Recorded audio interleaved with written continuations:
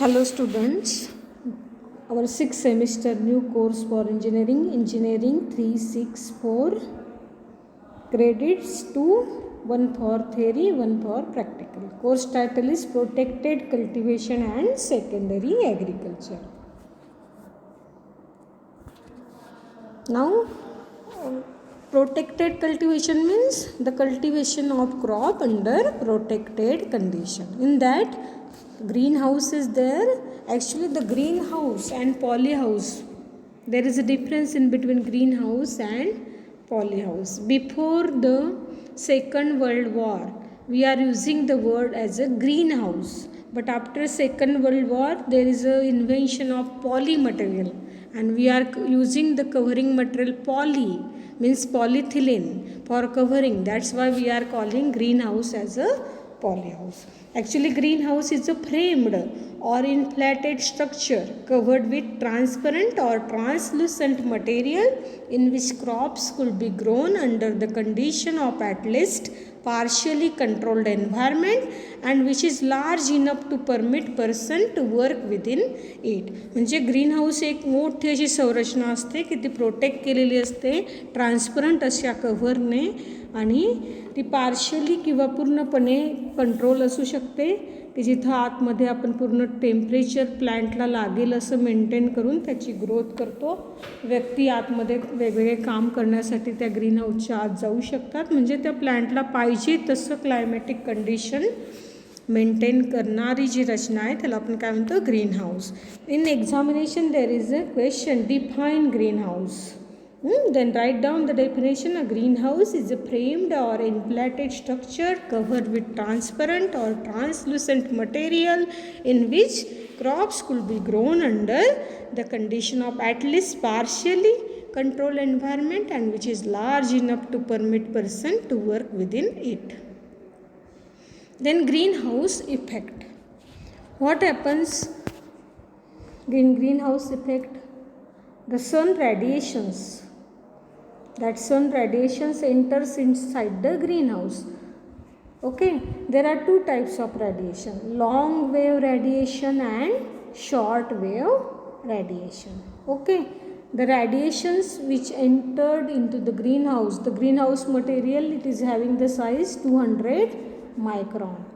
All ultraviolet rays, infrared radiations, it is reflect from the greenhouse. म्हणजे ग्रीनहाऊसच्या आतमध्ये ultraviolet raise किंवा infrared radiation येऊ शकत नाहीत कारण ते 200 मायक्रॉन मटेरियलपासून बनवलेलं असतं.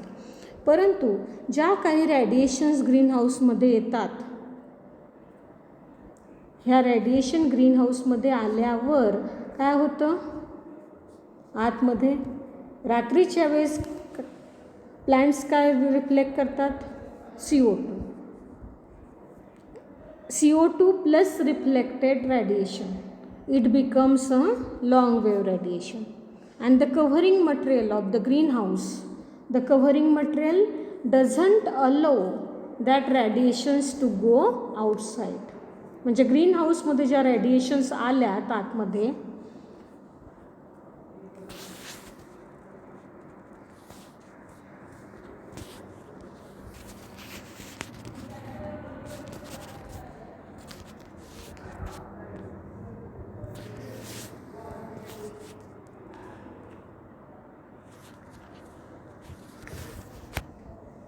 जे ग्रीनहाऊसमध्ये ज्या रेडिएशन आतमध्ये इंट्रॅप्ट केल्या गेल्या त्या रेडिएशन ग्रीनहाऊसच्या आतमध्येच राहिल्या आणि प्लस त्यामध्ये काय ॲड झाला, CO2.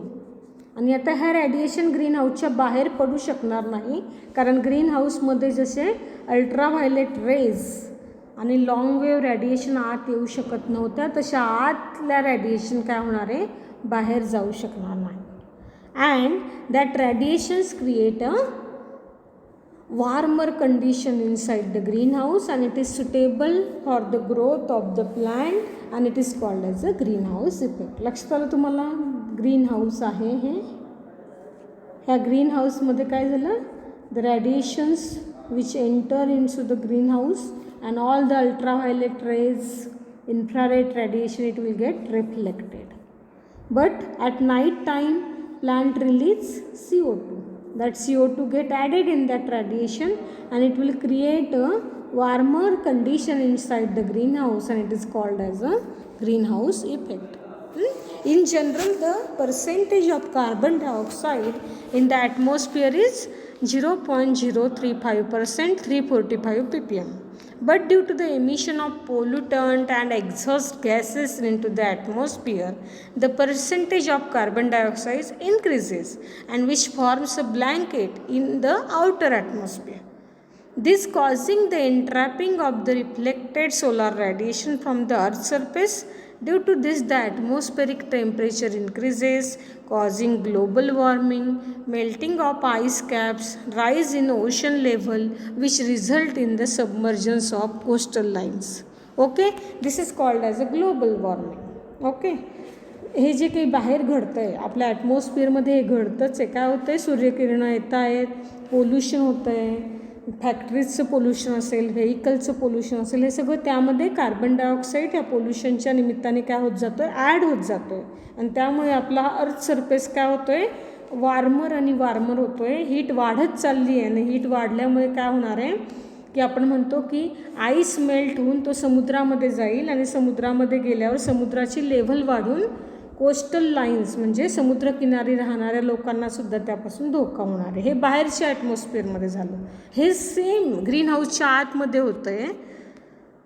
This phenomenon of increase in the ambient temperature due to the formation of blanket of carbon dioxide inside the green house, it is called as a green house effect. The green house covering material act in a similar way as it is transparent to the shorter wave radiation and opaque to the long wave radiation. म्हणजे green हाऊसचं जे covering material आहे त्यातून shorter wave radiation green हाऊसच्या आत येणार आहे, परंतु longer wave radiation आत येऊ शकणार नाही. जशा त्या आत येऊ शकत नाही तशा आतून त्या बाहेरसुद्धा जाऊ शकणार नाही. तसंच मग काय झालं, during day time shorter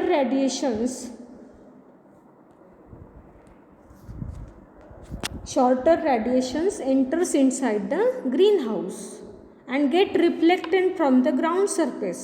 But while reflecting, the CO2 released from the plant, it is added in that shorter wave radiation and it become longer wave radiation.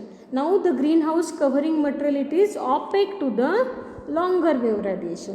Means shorter radiation plus CO2, it becomes a longer wave radiation.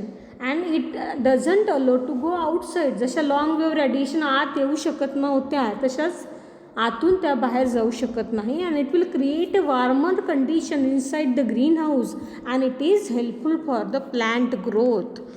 This reflected radiation become long wave radiation and is entrapped inside the greenhouse by the covering material. This causes the increase in the greenhouse temperature. It is desirable effect from point of view of crop growth in the cold regions.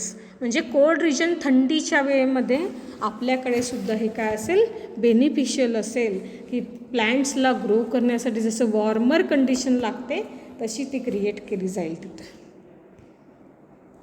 Now this is the diagram how this green house effect the sun radiation it is entered inside the greenhouse. That long radiation it gets reflected, it doesn't allowed inside the greenhouse, only short wave radiations enter inside the greenhouse and that short wave radiation also get reflected plus CO2 get added and it become long wave radiation and the covering material is opaque to the long wave radiation. That's why it remain as it is inside the greenhouse and it will create a warmer condition for the plant growth. Now, what are the advantages of greenhouse? In the examination, there is a question, define greenhouse and what are the advantages of greenhouse. Then what are the advantage? We can take 4 to 5 crops inside the greenhouse. In open field condition, only 2 or 3 crops can be taken. But throughout the year inside the greenhouse, we should take 4 to 5 crops can be grown in the greenhouse due to availability of required material, plant environmental conditions, then the productivity of the crop is increased considerably. Why? Because the quality of greenhouse produce, color or weight of greenhouse produce, it is more than the open field condition. Then superior quality produce can be obtained as they are grown under suitably controlled environment. Gadgets for efficient use of various inputs like water, fertilizers, seeds and plant protection chemicals can be well maintained in the greenhouse. Greenhouse कसं छोटंसं असतं की नाही, छोटा area maintain करायला पण सोपा असतो.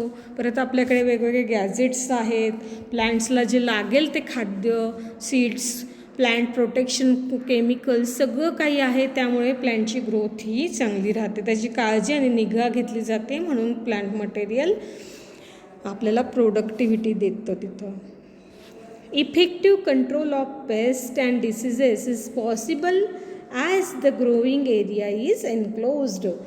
ग्रोईंग एरिया जो काही एनक्लोज्ड आहे त्याच्यामुळे डिसीजेसचा अटॅकसुद्धा कमी होतो. पण जर दुर्लक्ष केलं तर स्प्रेडिंगसुद्धा जास्त होतं. Percentage of germination of seeds is high in greenhouses. The acclimatization plantlet of tissue culture technique can be carried out in the greenhouse. Tissue कल्चरची रोपं तुम्ही बघता, बनाना आहे, शुगर केन आहे, ही टिश्यू कल्चरची रोपंसुद्धा आपण ग्रीनहाऊसमध्ये तयार करू शकतो. Agricultural and horticultural crop production schedules can be plan to take advantage of the market needs. आपण मार्केट नीड बघून काय ग्रो करायचं ते ठरवून नंतर मग आपला माल विकू शकतो. त्याच्याने आपल्याला जास्त फायदा होऊ शकतो. Different types of growing medium like peat moss, vermiculite, rice hulls and compost that are used in intensive agriculture can be effectively utilized in the greenhouse. Then export quality produce of international standards can be produced in the greenhouse. When the crops are not grown, drying and related operation of harvested produce can be taken up utilizing the entrapped heat. जेव्हा कुठलंही crop तिथं grow केलेलं नसेल तेव्हा त्या ग्रीनहाऊसचा वापर आपण ड्राईंगसाठी, कुठलंही हार्वेस्टेड प्रोडक्ट्स ठेवण्यासाठी ॲज अ स्टोरिंग म्हणून आपण त्याचा वापर करू शकतो. कारण तिथे हीट आहे, आपल्याला ड्राय मटेरियल ड्रायच ठेवता येईल, पावसा पाण्यापासून वाचवता येईल जर तिथे क्रॉप्स ग्रो केलेले नसतील तर. Green houses are suitable for automation of irrigation, application of other inputs and environmental controls by using computers and artificial intelligence technique. तिथं आपण कम्प्युटर आणि आर्टिफिशियल इंटेलिजन्स वापरून सर्व कामं वेळेत चांगल्या पद्धतीने करू शकतो. Then self employment for educated youth. Educated यूथला ग्रीन हाऊसेसमधून स्वतः ग्रीन हाऊस उभारून एम्प्लॉयमेंट जनरेट करू शकतो.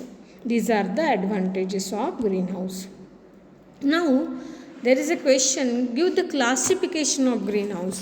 Then for classification of greenhouse, basis of classification are classification of greenhouse based on shape, classification of greenhouse based on utility, classification of greenhouse based on construction, classification of greenhouse based on covering material. तुम्हाला परीक्षेत प्रश्न विचारल्यावर हा chart तुम्ही लिहायचा आहे की classification of greenhouse based on shape. मग कुठलं आहे?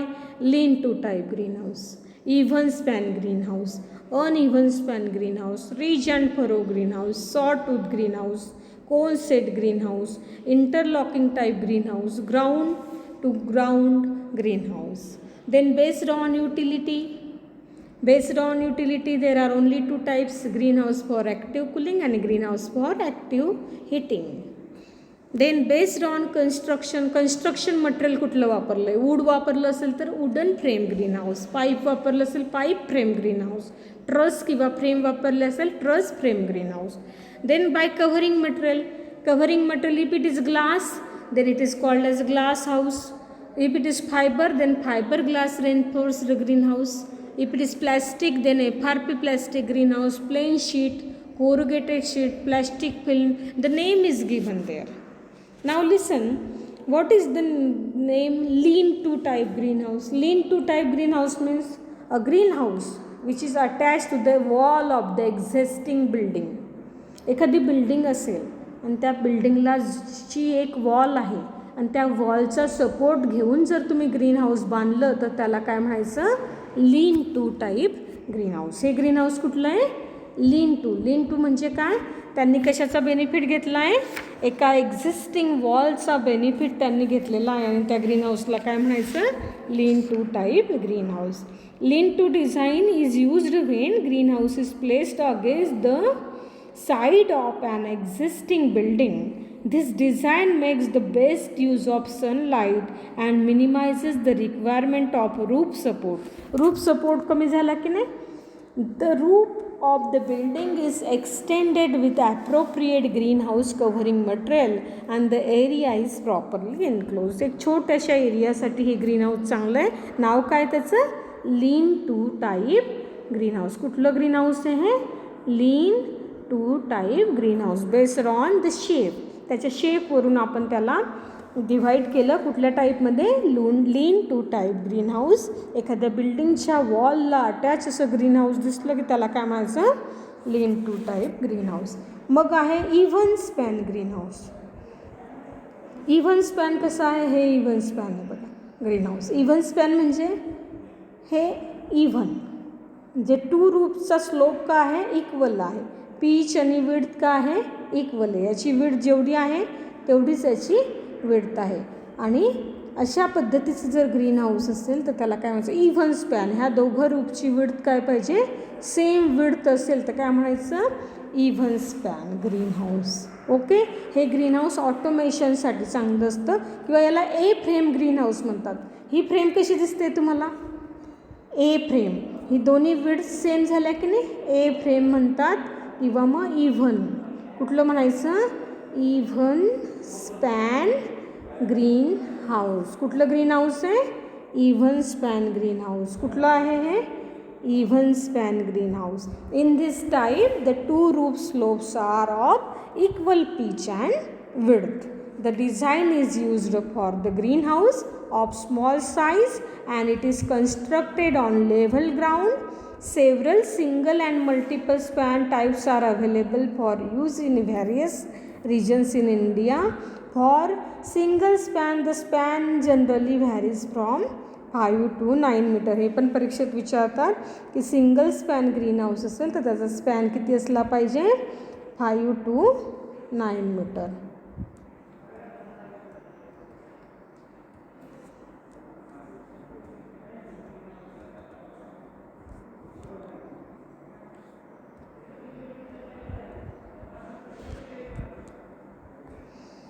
Whereas the length is around 24 meter.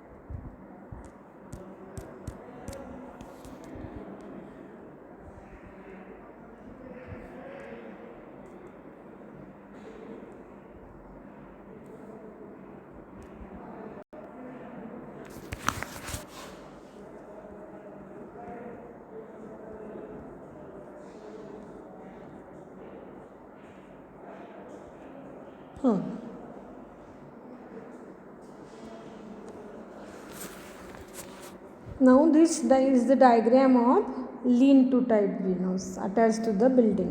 This is diagram of even span greenhouse. It is also called as a A-frame.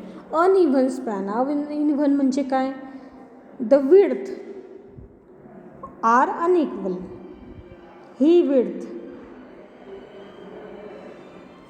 width आणि ही width जेव्हा अनइक्वल असेल तेव्हा काय म्हणायचं, uneven span greenhouse. It is best for the use in hilly region. This type of greenhouse it is used in hilly terrain. The roof are of unequal width which make the structure adaptable to the side slopes of hill. It is best for the hilly area. This type of greenhouse is seldom used nowadays as it is not adaptable for automation. इथं automation करता येत नाही. Ridge and furrow green house. Ridge and furrow means हे सगळे even span green house एकमेकांना आपण जोडले. Even span सगळे एकमेकांना जोडले की कुठला ग्रीन हाऊस तयार होईल? Ridge and furrow green house. Okay. Designs of this to use 2 or more A-frame greenhouse connected to one another along the length of the eave. Length of the above म्हणजे काय? ही जी length आहे रूपची ती आपण एकमेकांना जोडली. अशा पद्धतीने सगळे ए फ्रेम ग्रीन हाऊस एकमेकांना जोडले एवने. आणि हा पार्ट गटर म्हणून वापरू शकतो आपण. गटर म्हणजे काय? पावसाचं पडलेलं पाणी ह्या पार्टमधून बाहेर पडतं. इथं काय होतं? ही वॉल आपली एलिमिनेट होते आणि हे इकॉनॉमिकल बनतं.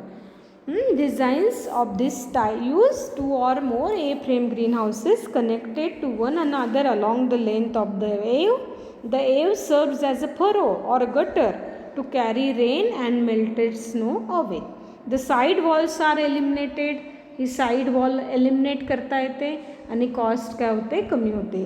Between the green houses which result in the structure with single large interior. Consolidation of inter space reduces labors, lowers the cost of automation, improves personal management and reduces fuel consumption as there is a less exposed wall area through which heat escape. आतमध्ये सगळं एकाच जागी आपल्याला control करता येतं. A frame green house असं एक इकडे 2 तिकडं 3 असे 4 असे जर केले आपण तर आपल्याला लेबर्स इथून इथं पाठवणं किंवा आपल्याला स्वतः इन्स्पेक्शन करताना इथून ह्या ग्रीन हाऊसपासून दुसरीकडे जाणं, हा जर वेळ वाचवायचा असेल इकॉनॉमिकल आपल्याला बनवायचं असेल तर हे ए फ्रेम ग्रीन हाऊस आपण एकमेकांना जोडून हे ridge and furrow green house तयार करू शकतो. This one is a ridge and furrow green house. सगळ्यात महत्त्वाचा फायदा याचा काय आहे? वेळ वाचतो, ऑटोमेशनचा खर्च वाचतो, लेबर कॉस्ट कमी होते, पर्सनल मॅनेजमेंट इम्प्रूव्ह होतं, फ्युएल कन्झम्शन कमी होतं आणि लार्ज एरिया आपल्याला एक मिळतो. आतमध्ये वॉलचा खर्च आपल्याला कमी करता येतो. म्हणून हे ridge and furrow green house चांगलं आहे. Then cone set green house. Cone set green house म्हणजे काय? हे सेमी सर्क्युलर फ्रेम असेल, सेमी सर्क्युलर फ्रेम असेल तर त्या ग्रीन हाऊसला काय म्हणायचं? Cone set green house. In cone set greenhouse, the pipe arches, this one is the pipe arches or trusses, are supported by the pipes purlins running along the length of the greenhouse. In general, the covering material used for the greenhouses is polyethylene. Such greenhouses are typically less expensive, स्वस्त असतात हे greenhouses than the gutter connected greenhouses and are useful when small isolated cultural area is required. आपल्याला घरच्या घरी छोटीशी nursery बनवायची जरी झाली तरी आपल्याला कोन सेट ग्रीन हाऊस वापरता येतो. These houses are connected either in freestanding style or arranged in interlocking ridge and furrow greenhouse. Okay, thank you.